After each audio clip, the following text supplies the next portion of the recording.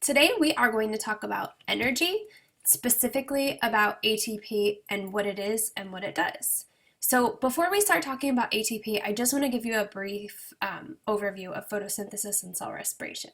So you can see in these two diagrams, photosynthesis is the process of creating sugar from energy from the sun.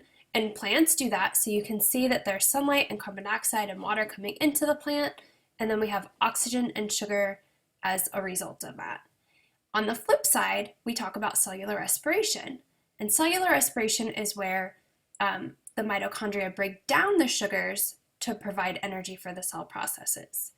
So you can see here are some cute little girls, and they are getting food, which includes sugar, and they're getting oxygen when they breathe in. And as a result of that, we lose water and we lose carbon dioxide, but we get a lot of energy. So we're going to talk a little bit about that today.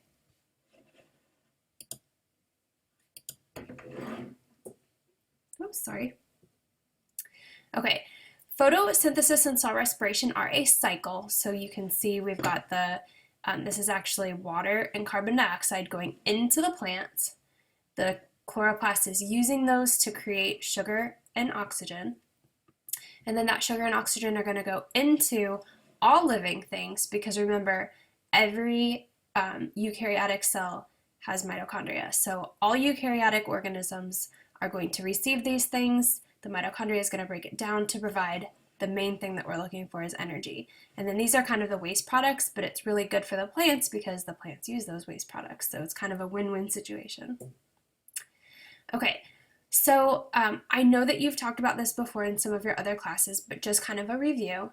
There are two different kinds of organisms when we're talking about energy sources. So there are either organisms that create their own energy or organisms that have to eat other things to get their energy. Autotrophs are the ones that create their own energy. So typically we're talking about plants, those organisms that contain chloroplasts that are able to absorb that light energy and use that energy as a source for creating sugars. This includes all plants. There's also some bacteria that are called photosynthetic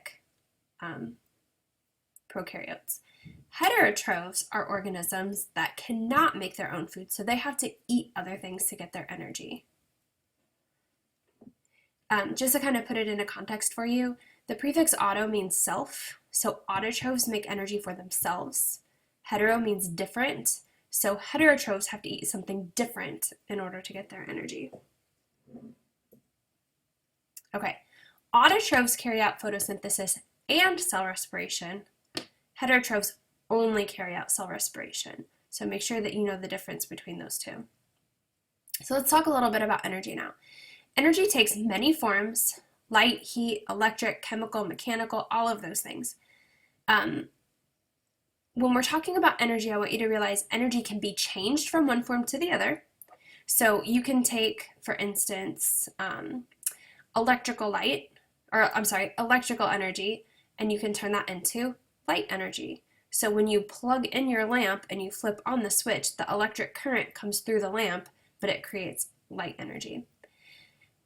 Energy is stored in chemical bonds. So if you see here, you don't need to know what kind of a molecule this is necessarily, but all of these balls are different atoms, and then all of the sticks that connect them are representing the bonds. So that is where the energy is stored, in those bonds, okay? When those bonds are broken, it's what releases energy. So we like to say, think of it as an energy bank. Will you put your money into a bank to keep it for later?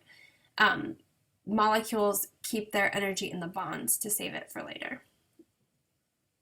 Okay, so we're going to talk about one specific type of energy molecule, and we're going to keep talking about this molecule for the rest of the year, so it's important that you understand it. We're talking about ATP.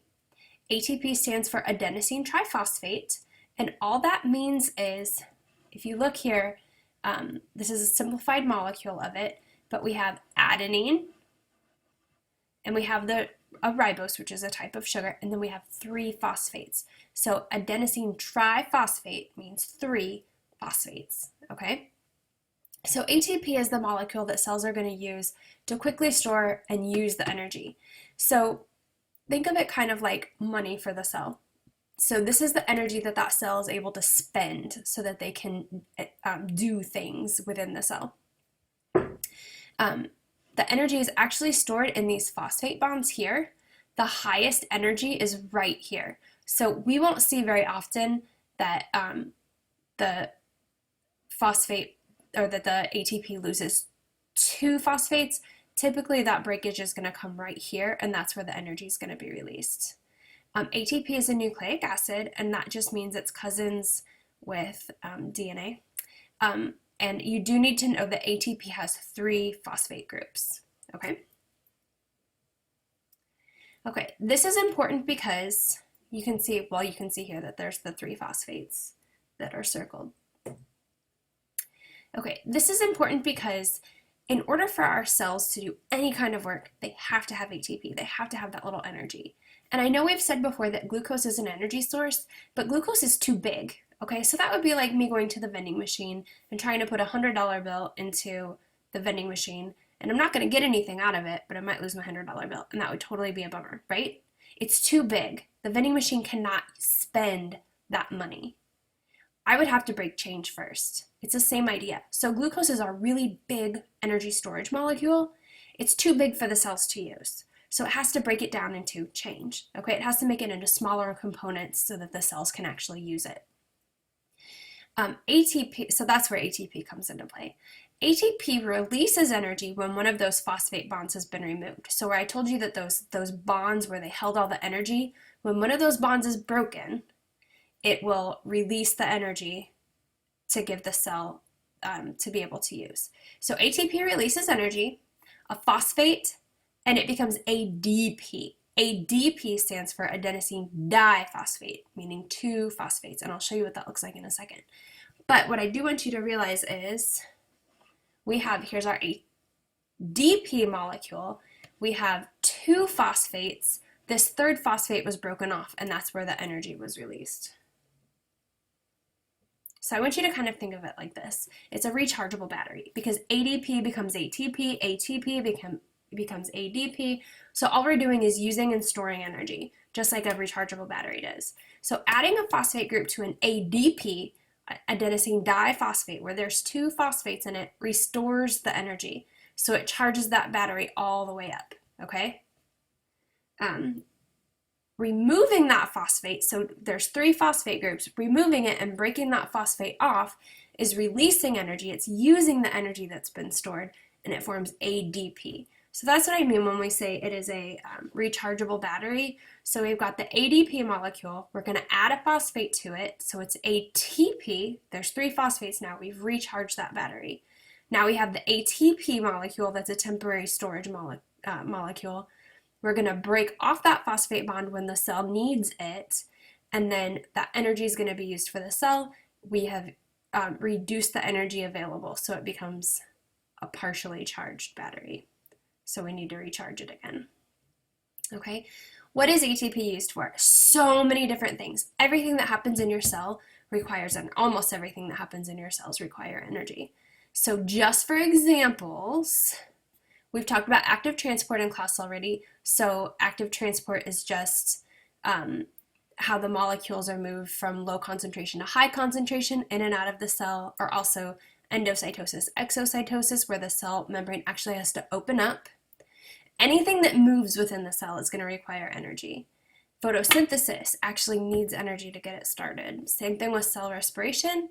Protein synthesis. Anytime you hear the word synthesis, your cells are making something. So when you make something, you're going to have to use energy. So protein synthesis is making proteins. Your cells do it all the time, but that is definitely something that is going to be a big energy need.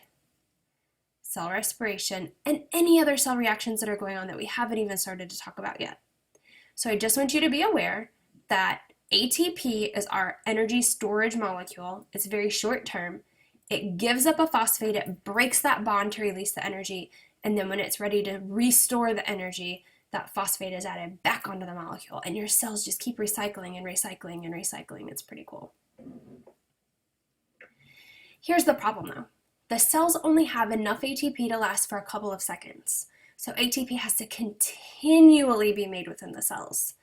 ATP transfers energy really well. It's a very short-term energy storage molecule, but it doesn't store it for a very long time. So that is where glucose comes in handy. Glucose comes into play, and we will talk much more about glucose when we talk about photosynthesis.